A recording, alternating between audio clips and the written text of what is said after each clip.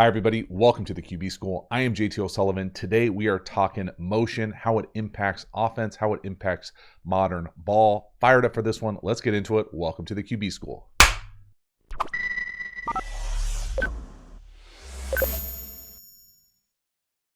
Before we dive into the meat of this video, excited to share some news that will hopefully elevate the channel, the Quarterback School experience. I'm excited to essentially relaunch the Quarterback School Patreon community. What we're doing over there is really streamlining a bunch of different elements of what that felt like. So if you have ever thought about becoming a Quarterback School Patreon community member, now is the time. Essentially, everything is going to cost you less. Went from a per creation, which was confusing as hell to many people and got a bunch of questions in my direction. We are now just on a monthly charge. And so if there's ever been an opportunity for you to get in there, save a little bit of money, get access to some more in-depth analysis content, have a little bit more say-so in what kind of content is available on the channel, you're definitely going to want to get over there, check that stuff out. All of that can be found in a link in the description to this video. So get over there. We will be talking about it really all month. Got a bunch of different tiers, but really, if you've ever thought about it, I would certainly appreciate you getting over there, checking it out, and supporting the channel. Certainly excited for this fall. Gonna have a bunch of new, different content coming your way, so excited about that. Get over there, check out the Quarterback School Patreon community. I really appreciate it. As for this one, the idea comes from Jeff Jefferson. Jeff, hey JT, love the content.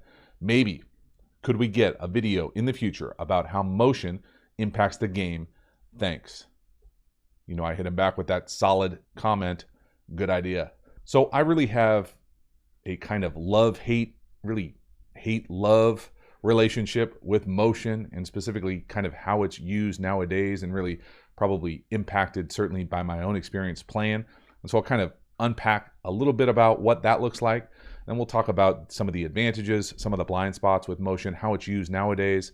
I'll actually end by going over kind of how we used it at the high school level with a little video evidence as well. So you can kind of hopefully see the full scope of this thing. We'll walk all the way around the motion problem. But for me, when I say hate-love relationship, when I was a player, I really didn't love using motion for a few different reasons. The main one I always felt like is it just muddied the picture. So, you know, I think of old school Peyton Manning, static formation, get up to the line of scrimmage, see what the defense is in, get in the best play called available. Can't always do that, obviously. Yours truly is not Peyton Manning. Most people aren't Peyton Manning. But just the idea of clean looks in base formations, to me, I thought was the easiest way to play the position. And so anytime you introduced motion, I felt like it muddied up potentially what the read could be depending on what type of read it was. And so the initial just kind of, hey, I want clean, easy looks. Motion to me as a player, anecdotally, was not my jam. In addition, I thought motion was essentially a siren to say, hey, this guy's getting the ball. And I don't certainly have the stats. I'm sure the stats are out there somewhere. Some nerd is probably going to come at me sideways. And don't get me wrong, I can say nerd. I'm a nerd. Some nerd is going to come at me sideways with some stat to disprove this or prove it, either way. But to me, it always felt like, hey, motion guy, high alert, siren, he's getting the ball. Now, is there a flip side to that? Sure. Could you use him as a decoy? Sure. Oftentimes, though, your best player or one of your best players is in motion. So to me, you know, you're wasting strides, you're wasting energy, you're using this guy as potentially as a decoy, or he's getting the ball. Sure, that could be just about anybody on any play, but for me, it's harder to practice those types of things and to get fast motion. We'll talk about different types of motion, or a guy doing it with kind of a sense of urgency, and then not have the ball or be used as a decoy was tough. And so to me, it just, I didn't love it as a player. I thought it essentially, at some point, there was an element of coach vanity to it. Say, hey, we're going to have all these motions and we're going to be decoys and this is going to set up this. And it just felt like a lot of wasted energy, a lot of wasted mental energy learning all these plays where you have all these random motions and it doesn't impact the actual outcome of the play or put us in a more advantageous situation. So for me, playing, it was not my favorite thing. Now, as a coach, I've grown to slowly maybe appreciate as opposed to necessarily like or love motion. I think that there are ways you can package it together with other things to be a little bit more advantageous than just motion for the motion's sake. But to me, when I think of motion nowadays, I think a lot of horizontal motion where you're faking the jet or fly sweep. You've got your fast burner, your jet sweep guy, you know, coming across, and you're either getting some sort of horizontal stretch or you're maybe giving that handoff every once in a while, depending on what level you're at or how consistently you do that. To me, the biggest issue with that is you lose a vertical threat. So you essentially go from normally, say you're in a spread 2x2, 3x1 world, you lose the opportunity for 4 verticals unless you're in empty with that kind of motion that is so prevalent across the league. Now, does it have its place? Yes, absolutely, like damn near anything. And you can certainly see the impact of it across many levels of football. But for me, if you're using that consistently, I always think, hey, you're just taking away a vertical threat. You're making it easier on the defense vertically. Yes, you might be challenging them horizontally, but we're not trying to go horizontal. We're trying to go vertical. The end zone is that way. And so just the idea of that is kind of how I come at this idea of how motion impacts offense nowadays. Now, as a coach, it was a lot more of for me, thinking of motion as a tool versus as a player thinking motion as just another layer of complexity to the play. And so as a tool and a coach, a play caller, an offensive architect, to me, I was always thinking about adding gaps in the run game, about potentially causing some confusion on the defense with checks, and maybe they only have a certain number of checks. So if you can find a check that's advantageous to what you're trying to do offensively, matchup wise, you can continue to use the same motion over and over on a single opponent. Hard for them to kind of put in a whole kind of library of checks in the middle of a game. And so you can get that going with your motion game. But for me, so much of it was, hey, can we create leverage? Can we take advantage of maybe what coverage we anticipate them being in? So for instance, if you're in 3rd and long and you're seeing 2-man, or it's 7-on-7 and you're seeing 2-man, 2-man, 2-man, and it's going to be really hard for you to get any sort of in-breaking route with inside man leverage, inside with a safety over the top and outside. Well, you can use some motions to be able to get there. Maybe it's a short motion, maybe it's a return motion, maybe you're bouncing out, going kind of hop motion. So there's a bunch of different ways to use motion to get leverage. But again, for me as a coach, it became more of a tool versus when I was a player, it was, hey, what kind of information or knowledge can I get from the motion? Is it man? Is it zone? Is it open? Is it closed? Are they in pressure? Are they rock and roll in the safeties? What are they doing to adjust to the motion? As opposed to as a play caller and a coach, yeah, maybe every once in a while you're using motion to set things up, but oftentimes you're doing it intentionally. You're trying to use that to, for me, specifically in the run game, it was to add gaps or secure an edge or to make play action look like that run game. And then in the passing game, it was to create leverage or create the matchup that you wanted. And certainly depending on what the type of defense you're going against, it's going to have a major impact. But for me, those were the tools versus the information that I was trying to get. Now, did I try to teach our quarterbacks, our perimeter players, our line to take advantage of some of that motion information, motion knowledge? Yeah, but it's hard as hell for younger levels to, maybe I just wasn't a good enough teacher for young people to get enough reps to get great at that type of stuff. And so we'll provide some evidence here at the end of one of the plays that we use. But for me as a play caller, the other element that I loved, and this kind of bleeds into some of the muddy elements of what motion was as a player for me, I grew to become a much more big fan of shifts versus motions. And at the end of the day, shifts and motions together versus just pure motions. And so what does that mean? What's the difference? This is not going to go into the rules differentiation between shifts and motions, but in short, shifts to me are anybody can move as long as you get set for a second. Motion, only one person can be in motion. You can't be going towards the line of scrimmage in the States. I'm sure there are other rules. You have to be off the ball. Although I do have a funny story about that someday. Someone can remind me about the can oname motion or can ojo motion. But this idea being that if you shift and motion, you put even more stress on a defense. And so that's kind of how I evolved into being able to use motions. It was rarely just pure, hey, motion for motion's sake. It was sometimes we try to outflank a defense or do something silly like that. But the vast majority of it was shift, make the defense make a check, call, maybe get out of something, then motion to put even more stress on it. So they got to have their toolbox locked up and be able to get into really complex calls and coverages and adjustments, as opposed to just going, hey, we're going to go from 2x2 to 3x1. Now, the other part, and this certainly impacted me as a player, is how you call motions. Okay, so I'm going to try to go really slow here. So This used to confuse me as a player, and I get pissed when I would go to an offense. Now, maybe they're not very common anymore, but for me, the syntax of this matters. So the word order of how you call your plays. Do you call your plays motion to formation or formation motion? So you line up in the formation called and then you motion out of it, or do you motion to the formation?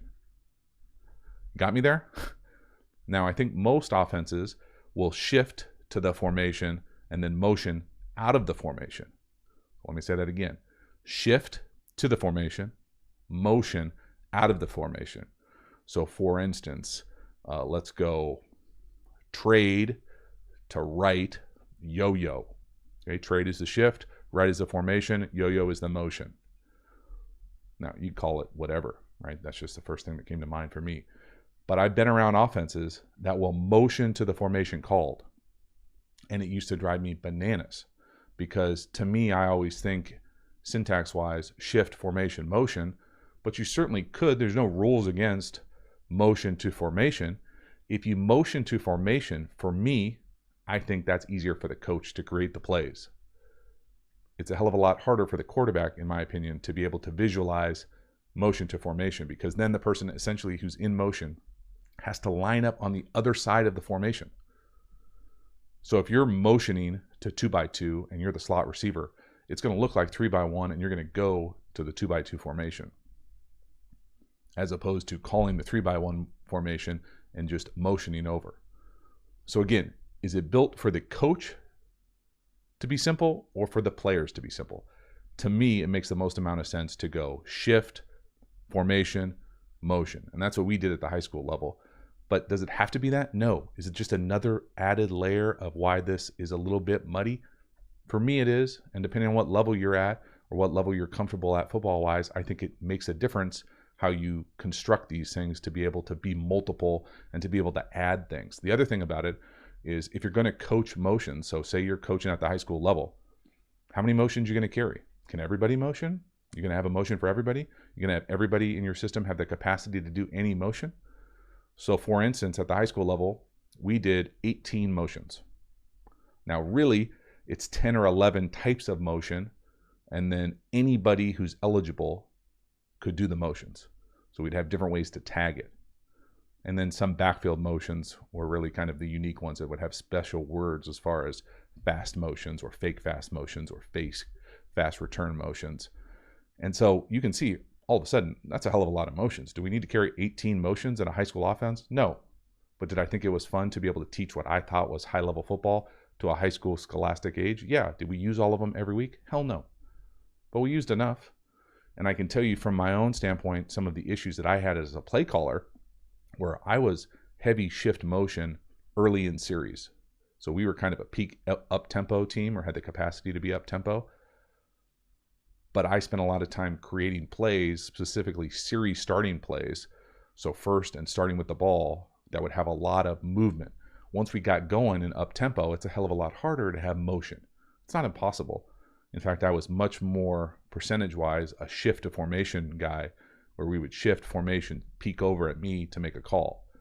And so it's harder when you're in that up-tempo world to get motion. I think we did a lot of it as far as maybe fast motion from the backfield, or tear, gash, whatever you want to call it, from the backfield, just because it's a little bit more stationary of a motion, as counterintuitive as that sounds. But again, how you play offense can impact how often you do it. Now, if you're calling plays in the huddle, it's a little easier. If you're calling plays from a wristband, it's a little easier because you can already have the motions pre-programmed. And so there's an element of how you play football impacts how you can use motion consistently. If you're an up-tempo, on the line of scrimmage team, it's not impossible. So how we would do it is essentially every install, we would have a motion or two motions. And then we're already kind of through summer now, we're into camp season. But during the summer kind of learning curve, we would have a full-on motion practice where we'd get out there, have every eligible in a line. I would signal the motion and they'd have to do the motion. So they have to learn the catalog so that they know it. It doesn't mean that we carry it into every single game, but theoretically we could if we wanted to. It'd be an overkill, certainly. But the idea being that you had the full library, you had a comprehensive motion catalog to be able to pull from week in and week out. So before we dive into the example installation of how we used it at the high school level, just as an example. Let's make sure we go back over what exactly motion can do. And this is certainly not an exhaustive list. This is kind of what I think are the most common uses of what motion can do. And so motion can create confusion on a defense. It can reveal what the defense is going to do pre-snap. So coverage, pressure, matchups. Motion can allow you to be able to put stress on a defense that they have to make the right call, make the right adjustment, get the right alignment, get their right, being able to know where their eyes are supposed to do, and you can do it on the run. And so the defense has an advantage. They don't have to be set. The offense has to have 10 people set. So if you can have one on the move, let's have one on the move to get that advantage of what that looks like and the stress it puts on a defense. Next, motion can create leverage. So again, depending on what type of coverage you're going to be seeing, specifically in the man match world where you've got these individual matchups at the line of scrimmage, to get the leverage you want to run a certain route, you don't want the coverage technique to be taking that away as its first thing. And so to get away from that, you can use the motion, whether it's across the field motion, whether it's short motion, whether it's return motion. There's a bunch of different ways to take advantage of defensive leverage based on what kind of coverage you think you're going to be seeing. Next, probably my favorite as a play caller, was motion has the capacity to add gaps to the run fit. So whether you potentially are trying to secure the backside of a zone, or secure the backside of any run, whether you're trying to add to the front side of an edge, for a long time, 20 years ago, they used to have a lot of can motion in the league, where you would, the wide receiver off the line of scrimmage, the flanker type, would be eligible or responsible for the number 4 DB. So the strong safety corner at the line of scrimmage. Well, if you can't block him stationary, you got to motion in and go get him. So they'd call it can zip, can short motion. You don't call it, it's just part of the play. If you need to go get him, you motion in and get him yourself. Now, does that happen all the time anymore? Probably not as much as it did back in the day. But an example of being able to create that not only leverage for the block, but also the ability to secure that edge.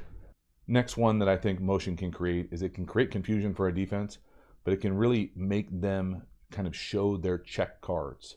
So if you motion to empty, if you motion to quads, if you motion to bunch, chances are, depending on what level you're at, and really even at the highest levels, a defense is only going to carry a certain number of checks. Maybe they have 2 empty checks. Maybe they have 1 coverage, 1 pressure. Well, if you can figure out what those are and be able to manipulate the defense into those checks, motion's a great tool, easy way to be able to know or have a really good idea of what the defense is going to be in by a simple 1 movement key by motion. The next thing motion can do is it can operate as kind of misdirection. So you can say, hey, create kind of this, look at me, look at me, look at me. This guy's in motion, whether it's orbit motion where he's going behind the quarterback, whether it's jet sweep, fly sweep motion across where you're trying to get that horizontal stretch. It can be misdirection. And again, does that come with drawbacks? Yes, you lose the vertical element of what that eligible can do potentially. But it can also stretch a defense horizontally. So if you're trying to put a bunch of stress on a defense, maybe with some RPOs, to have a guy who would potentially be blocking a slot, let's instead of having him block at the slot position, let's have him fake a fly or jet sweep back the other way and pull that kind of box defender on the backside out of there so we can get that backside cutback in inside zone. So little tricks of the trade as far as misdirection. Another great one that you see all the time is horizontal motion and screen back the other way. Again, easy things that potentially, if you have that horizontal motion, that jet sweep, fly sweep motion, I think it can confuse a quarterback oftentimes as much as it helps a quarterback in the passing game. And so it doesn't really matter in the screen game or the RPO game where you're looking at one guy, you're reading one guy. The screen game for sure, whether you're not reading anybody, most of the time you're just coming up and ripping a screen. So packaging those things together to take advantage of the misdirection. And then finally, one of the last ones here for what motion can do, it can really lighten a box, specifically at the lower levels. And really even at the higher levels, they just don't do this much. At the lower levels, a simple trick, if you're playing a defense that's in any sort of man coverage, which most teams will be at in short yardage or goal line, really short yardage in the middle of the field, you can just motion the quarterback out and direct snap it if you're a shotgun team. We used to do it all the time. Not all the time. In big situations where we needed a 4th down conversion or short yardage conversion, you just motion the quarterback out. He becomes the fast motion. Usually a backer or defensive end would have to run with him if he's an appeal, and that idea being that it just lightens the box to be able to go get that run. You essentially are stealing the gap you're stealing a defender, lightening that box, making it a little bit easier to fall forward and get a first down. So motion can do a lot. And circling it all the way back to the quarterback position, what I didn't like as far as making things muddy are important to at least understand. Maybe you really like motion. Maybe your coach calls motion all the time if you play quarterback. So the idea to be able to get information from motion is important. I think it's easier if you do it consistently with the same plays or same concepts. And so that's what I did as a high school coach. We'll talk about what that looks like. But the idea being, hey, is it man or zone? Is someone running with the motion? Just because someone's running with the motion, that doesn't mean that it is man coverage though. So really, specifically if it's the slot and it's the nickel or star defender going with him. Now, how is he going with him? Is he communicating with the other DBs? Do you see him doing, banjo, in and out, bracket, bunch, switch signals? That's probably zone or some element potentially of zone or brackets. You see him just looking eyeball to eyeball with the guy in motion, well, then it's man to man. So you can take information from motion. You still need to confirm it post snap. So is it man or zone? Does it impact the shell of the defense? Does it go from open to closed or closed to closed or open to open, or does no one move? And it's just country coverage, and they just country zone coverage, and they're just bouncing people over, covering their area of the field. So to be able to get information from motion, I think is certainly helpful. And if you're a young quarterback watching this video, that's probably what you need the most amount of work with when it comes to motion. But for me, we're going to talk about a specific play that we use at the high school level I really like. This was a one-word play for us. If you're interested in this type of stuff, I know a great offense and course that goes into significant detail in a bunch of plays like this. But this one-word play was what I would consider a more complex, maybe complicated is the right word, play, because it does use a shift and a motion and talks about some of my favorite parts of it. The motion is fast, clean, efficient. You need a guy to be full speed in the motion, but it also incorporates a shift. So you kind of get the best of best worlds here as far as what it looks like and how much it stresses the defense. So let's get into the installation and then we'll look at some video of the play. All right, so this play is essentially 4 verticals. It's out of a 3x1, 4 verticals with a shallow. Now there's a little bit added with it because we're going to add this swing element of it as well. But this idea being that we're going to be able to come out here and go read a 4 vertical read. So outside, must outside release go, really best release. Not that it matters here. We're not going to throw this. We're going to have it's going to go from a 2x2. So it's going to start in this formation. 2x2 with this is our outside wide receiver normally. He's hidden. We're going to motion our slot, make it look like motion, and then get set. So it's a shift. What I'm used to calling a flop shift. So we're going to shift to 3x1. Okay, so what does that shift do? That shift allows you to go to school on the motion. So does someone run with him? This is a corner who will be here. Does the DB type, does the linebacker type, what do they do? Do they bump over? Does someone run with him? Someone run over there with him? If he does, is he communicating with the other DBs? Is he eyeball to eyeball with these guys? Are they, pressed up somewhere else? We're going to school on this motion. I want motion information. So make it look like motion, and then it's really a shift. So he gets set. So just for fun, let's call this play 1. So play 1 is going to be a shift, get set to a 3x1 with a condensed split. We hid the split. Then we're going to fast motion. So the back's going to start on the right. He's going to fast motion, and we're going to snap it right about here, and he's going to be into a swinger wide. And really, the read here is man or zone. Okay, so you got to go to school on this shift. If you can tell man or zone, you're great. If you can't tell, if it's a tweener, well, then you've got this extra motion to see what it does to the linebacker types. Does the defensive end peel with the running back? Does someone run with the running back? Or do they just kick out, push it? If they just push it, it's a zone read. So man, it's going to be the Y or the number 3, the special route. He's going to be 1 to 2 to 3. If it's zone, it's going to be 1 to 2 to 3. Crazy, right? So really, man, zone. That's it. And the other thing about it, 4 here is a great play. 4, quarterback run, and usually kick out from where the shallow is going. So everybody gets out of here with this shallow, and we just come out here, and it turns into almost like a quarterback draw. So really simple, easy play. Man, zone, 2, 3. This is also the hot. Okay, so again, one more time with the play. We're going to shift. Okay, the shift offers multiple things. What does it do? It gives you motion information, man or zone. It's very important on this play because this is the man read, this is the zone read. Now, what else does it do? It hides this split. Okay, normally this R is way outside for us. So it hides the shallow split so we can get over there without getting any sort of high red alert, people yelling at each other with just a 3x1 nasty split. Now, if you can't tell with the shift, you've got the motion. But at the end of the day, it's a really simple read. Man, zone, 2, 3, hot. That's it. Don't throw this if you want to play. Or if you throw it, it better be a touchdown. So let's call 1 to the left and 2 to the right. Here's the same exact play. Now everything is just switched. So now we're going to shift 3x1 to the right. We're going to run 4 verticals. Instead of 4 verticals, we're going to have the shallow coming across. The read is exactly the same. Man, zone, 2, 3, hot. We've got a shift. Go to school on the motion. Go to school on the shift. Motion information. Man or zone. If you can't tell, you've also got the back and a fast 3 motion. Really fast 4. So now let's see it in action. Simple, man, zone, right? You can play this. Let's do it. All right, first one here. You know it's going to be a touchdown, right? Play number 1. Look at the shift. Now, is that as fast as I would like? No. Okay. We're hiding that split up top, though. Play 1 to the left. Okay, is it man or zone? What does that corner look like down here? See, it looks like man to me. Guy runs with the slot shift. It's man. Great. Thinking why? Uh-oh. We got pressure situation. Nobody goes to the back. Throw it to the back. No. Instead, we get really lucky.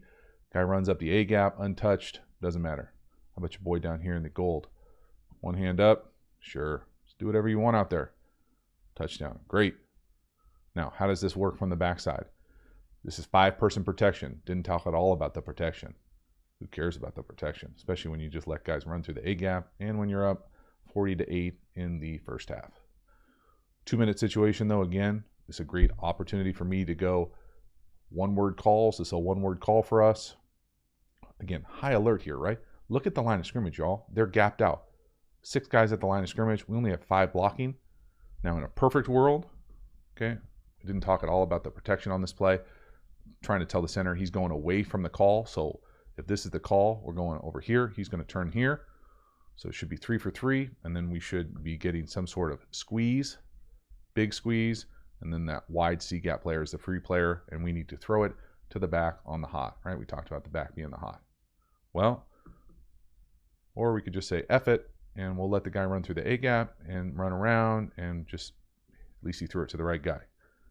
So again, pretend to have all the answers. You get out there, really, sometimes luck is better than being good. It's also probably their best player, number 9, going through the A gap. There it is. Nice job finding him. So now let's see the next one. Little incompletion. This time we're trying to get to the Y, disaster. Okay, now we're in 12 personnel. The last one was 11. Now, is this man or zone? Go to school on the shift. Second and short. You know, down here, that looks like zone. I don't know a whole lot of people that play man from 12 yards off, but maybe they do. Nobody goes with the back.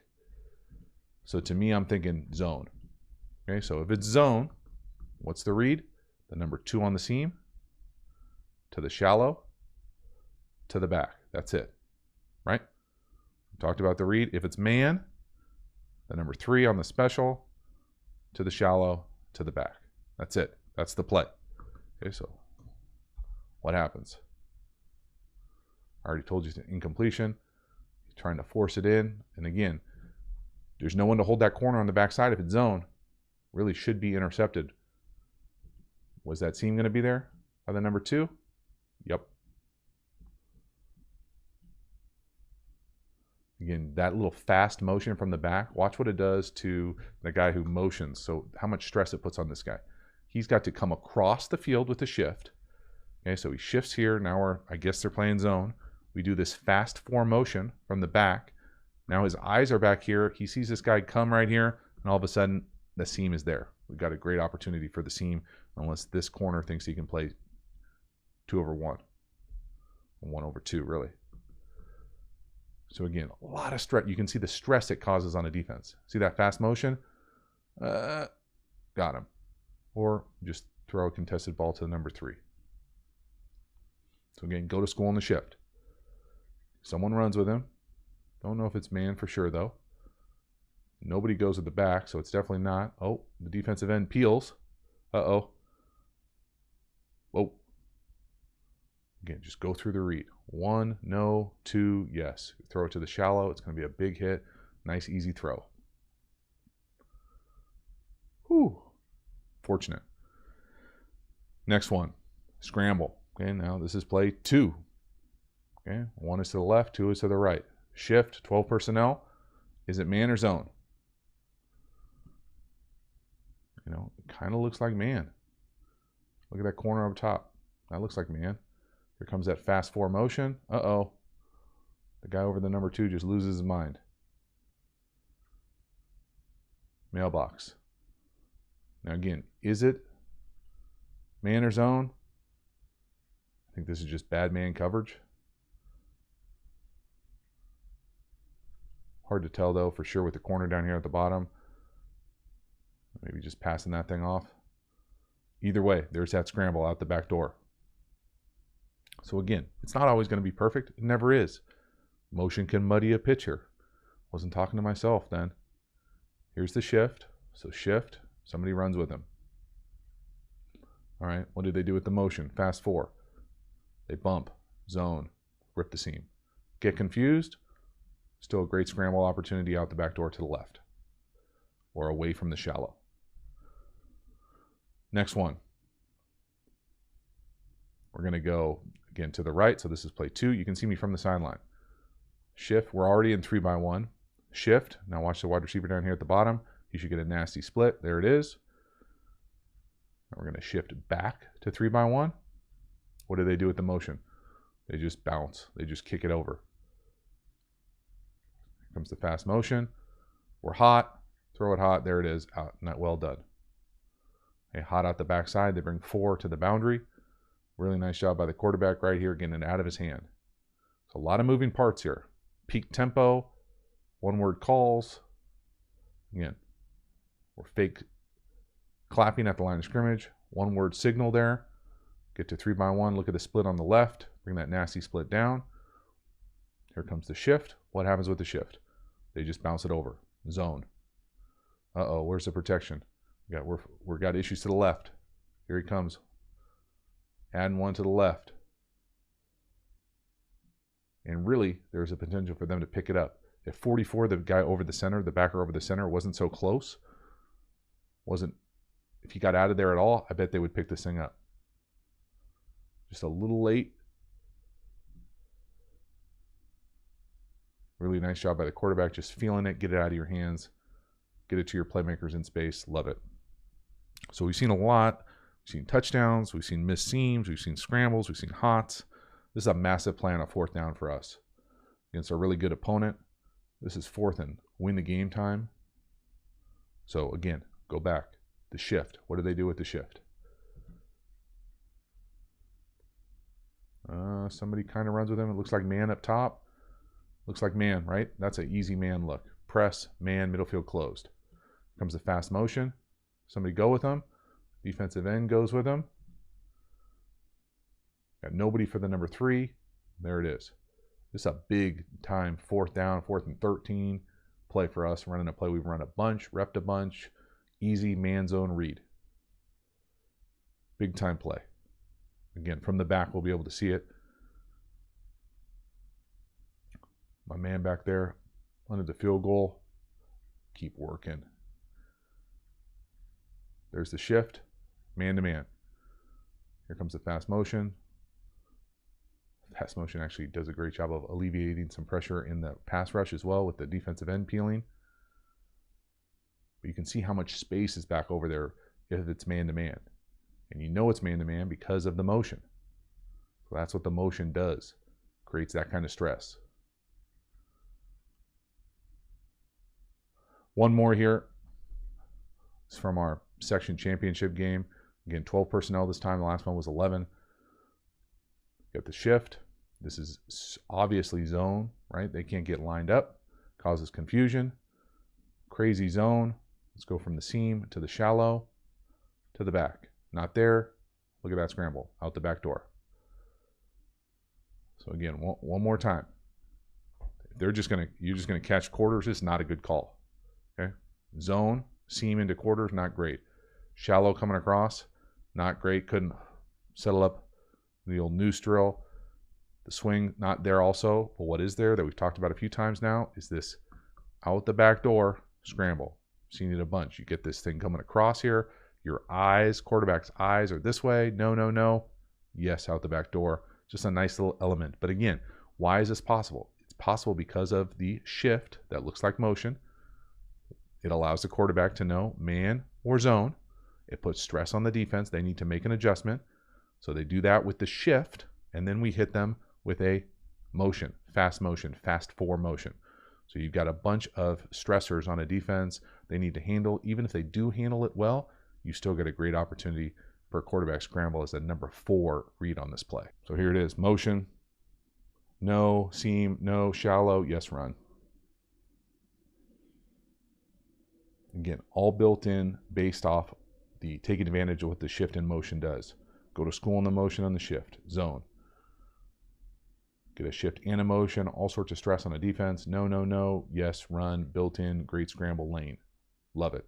So that is a wrap on how motion can impact an offense. Now, this is certainly not comprehensive. There are certainly a number of other ways that motion can do it. This is how I anecdotally experienced it as a player, kind of hating it, to now kind of as a coach or coaching, being an offensive architecture, seeing the value in being able to add gaps, create leverage, put stress on a defense, really make them be sound in what they're doing, and give some clues, indicators to young players to be able to take advantage of man-zone reads, kind of accelerate the progressions for certain quarterbacks. So really fun to be able to see that. Love the question. Excited for this season. Again, if you are interested in the Quarterback School Patreon community, or you've ever been interested before, get over there, check out the streamlined version. I sincerely appreciate the support. In addition to the Patreon community, we also have a bunch of other ways to support the channel. Love the Quarterback School courses. My favorite things about creating content are the courses, really in-depth, deep dives on a bunch of different topics. So if you're interested in that, we have those links in the description to this video. Get over there, check those out. As for this one, thank you for hanging to the end. I will see you next time. Have a good one.